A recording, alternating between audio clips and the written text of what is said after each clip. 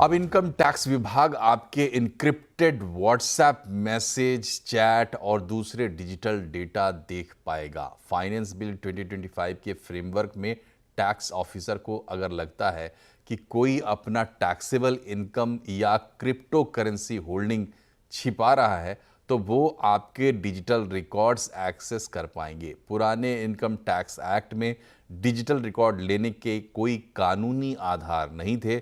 वित्त मंत्री निर्मला सीतारमण ने संसद में इस नए प्रावधान का बचाव किया है। वित्त मंत्री ने कहा कि डिजिटल रिकॉर्ड टैक्स चोरी पकड़ने में काफ़ी मददगार साबित होते रहे हैं। पहले भी मैसेज और चैट के जरिए सैकड़ों करोड़ के काले धन का पता लगाया गया है। So the WhatsApp group of key persons include many professionals also, unfortunately. So we had to contemplate on how to be lawfully on the side of law to say that these evidences which are incriminating in themselves, therefore it has been brought in. I can also give one more, which is evidences have been found with the help of Google Map History. So in the case of Google Map History, sir, found on the phone was used to determine the frequented locations of individuals who enabled location history. This enabled detection of hideouts where cash and unaccounted transactions are kept, and that also came of help. So there is a need for us to change or add the digital elements into the act itself. तो ये जो नया provision किया गया है इसका क्या असर होगा और जो लोग इससे जुड़े हुए हैं सीधे तौर पर स्टेक होल्डर्स, उनकी क्या राय है, जानने के लिए चलते हैं हमारे साथ केसीसी ग्रुप के फाउंडर शरद कोहली साहब जुड़े हुए हैं, हमारे टैक्स एक्सपर्ट। कोहली साहब, बहुत बहुत स्वागत है आपका। जरा क्लाइंट्स के नज़रिए से देख के बताइए कि इस पर रिएक्शन क्या होगा।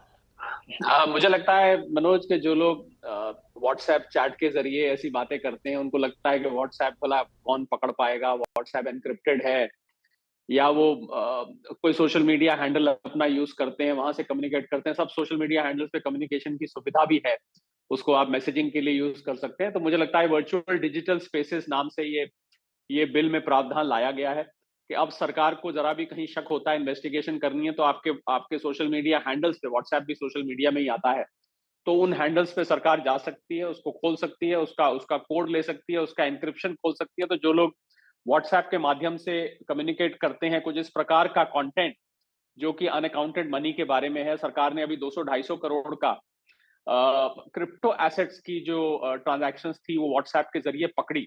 तो मुझे लग रहा है कि लोग इसको बिल्कुल ये ना समझें कि ये एक बड़ा अच्छा मेथड है सरकार से आंख बचाने का या टैक्स की चोरी का, बिल्कुल भी नहीं है। अब सरकार 2025 का ये जो बिल पास हुआ है उसमें साफ तौर से लिखा हुआ है कि वर्चुअल डिजिटल स्पेसेस में सरकार को पूरी राइट होगी। आप अपना राइट टू प्राइवेसी नहीं लगा सकते हैं कि साहब ये तो मेरा प्राइवेट मामला है, आप मेरी इंस्टाग्राम का हैंडल क्यों देख रहे हैं, आप मेरा फेसबुक का क्यों देख रहे हैं, आप मेरा लिंक्डइन का क्यों देख रहे हैं, या कुछ भी व्हाट्सएप क्यों देख रहे हैं।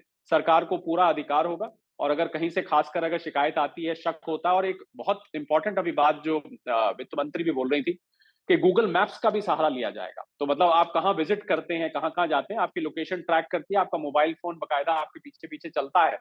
तो आपकी गूगल लोकेशन से आप कहाँ जा रहे हैं, कोई ऐसा हाइड आउट है, आपने कहीं ऐसा सामान अनअकाउंटेड मनी रखा है, उसको भी सरकार अब अपने कब्जे में ले सकती है। उसमें बड़ा भारी भरकम टैक्स लगता है। मैं बता दूं, अगर अनअकाउंटेड टैक्स मिलता है, पैसा मिलता है, तो इसमें 60 से 80-85% तक का टैक्स लगता है। तो वो लोग सतर्क हो जाएं, जो लोग इन सोशल मीडिया हैंडल्स के माध्यम से टैक्स की चोरी की कम्युनिकेशन करते हैं, अनअकाउंटेड मनी की कम्युनिकेशन करते हैं, उनके लिए बिल्कुल सावधानी वाली खबर है। और सरकार को अब कहीं ज्यादा पावर्स हैं आपके सोशल मीडिया हैंडल्स में जाने की। कोहली साहब, इसमें साथ साथ जुड़ा हुआ एक सवाल ये भी है कि जो आपने चर्चा में लाया भी कि प्राइवेसी का मसला इसमें जुड़ा हुआ है, और पहले से सरकार का आप कहें तो एक तरीके से जंग चल रही है जो ये सोशल मीडिया प्लेटफॉर्म्स है। ख़ास करके व्हाट्सएप ने तो ये कह दिया कि अगर उनको इनक्रिप्शन हटाना पड़ेगा तो वो व्हाट्सएप बंद करेंगे भारत में। इस तरीके के स्टेटमेंट भी आए थे कोर्ट में। तो ये मसला थोड़ा कानूनी भी उलझेगा, ऐसा लगता है? उलझ सकता है, कि केस टू केस डिपेंड करेगा कि किस एक्सटेंट तक सरकार जाती है। हो सकता है कोई कोई इसको कोर्ट में ले जाना चाहे, पर मुझे लगता है कि व्हाट्सएप भी इसमें पीछे नहीं हटेगा, क्योंकि कोई भी सोशल मीडिया प्लेटफॉर्म ये नहीं चाहेगा कि उसके प्लेटफॉर्म का उपयोग टैक्स की चोरी के लिए किया जाए या किसी अवैध गतिविधि के लिए किया जाए, क्योंकि अवैध गतिविधि भी कई बार इससे जुड़ जाती है। तो ऐसे में सोशल मीडिया प्लेटफॉर्म्स कोऑपरेट करते हैं। हाँ, नॉर्मल प्रिवेसी ब्रीच होती है, किसी की कॉन्वर्सेशन आप ब्रीच करने की कोशिश कर रहे हैं, पर कोई भारी भरकम अगर मुद्दा है, कोई वाकई ऐसा मुद्दा है जहां लाखों हजारों करोड़ की या कई सैकड़ों करोड़ की टैक्स की चोरी है, तो मुझे नहीं लगता कि मेटा जैसा प्लेटफॉर्म, व्हाट्सएप मेटा चलाता है, उसको ऐतराज होगा या गूगल को ऐतराज होगा। पर हाँ, कानूनी पेच फंस सकता है। अगर कोई व्यक्ति को लगता है उसकी प्राइवेसी ब्रीच हो रही है, तो वो इन प्रावधानों का सहारा लेके, जहां पर राइट टू प्राइवेसी इनमें होती है, एन्क्रिप्शन ब्रेक करने का नहीं होता है। एप्पल का सुनने में आया था कि एप्पल ने कुछ लोगों के फोन खोल दिए थे, जो कि फोन कोड से बंद होता है, पर जब दिक्कत हुई, जब कोई क्रिमिनल एक्टिविटी डिटेक्ट हुई, तो एप्पल ने उसमें मदद करी उसको खोलने में। तो मुझे लगता है कि प्लेटफॉर्म क्रिमिनल एक्टिविटी में कभी भी साथ नहीं देगा, अवैध गतिविधि में साथ नहीं देगा, तो लोगों को सतर्क हो जाना चाहिए। जी, अवैध गतिविधि होनी भी नहीं चाहिए, चाहे वो परपेट्रेटर्स की तरफ से हो या मिसयूज़ की बात हो। बहुत बहुत शुक्रिया आपका शरद कोहली साहब, हमसे जुड़ने के लिए और अपने विचार रखने के लिए। तो अब बढ़ते हैं खबरों में आगे, और आज कैबिनेट से बड़े बड़े फैसले हुए हैं। कैबिनेट की बैठक में पीएलआई स्कीम को लेकर एक बड़ा फैसला हुआ है। इसके अलावा केंद्रीय कर्मचारियों का महंगाई भत्ता बढ़ाया गया है। ज़्यादा जानकारी दे रहे हैं हमारे संवाददाता असीम मनचंदा। देखिए, सबसे पहले तो सरकार ने इलेक्ट्रॉनिक कंपोनेंट पीएलआई स्कीम को हरी झंडी दे दी।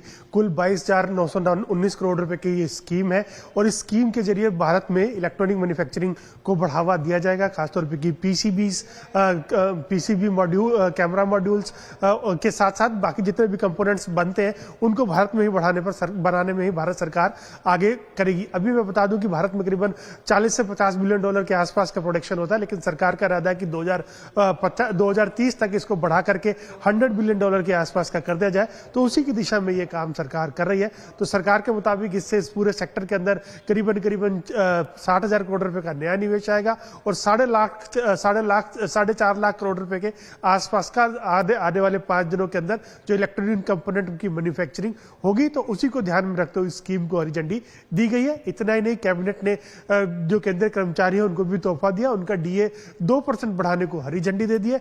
इसके साथ साथ न्यूट्रेंट बेस्ड सब्सिडी को भी हरी झंडी दी गई है। करीबन 37,500 करोड़ रुपए के आसपास की एनबीएस सब्सिडी दी गई है, जो कि खरीफ फसलों में किसानों के काम आएगी और उनको फर्टिलाइजर खरीदने पर कोई भी नया बोझ उनके ऊपर नहीं पड़ेगा। और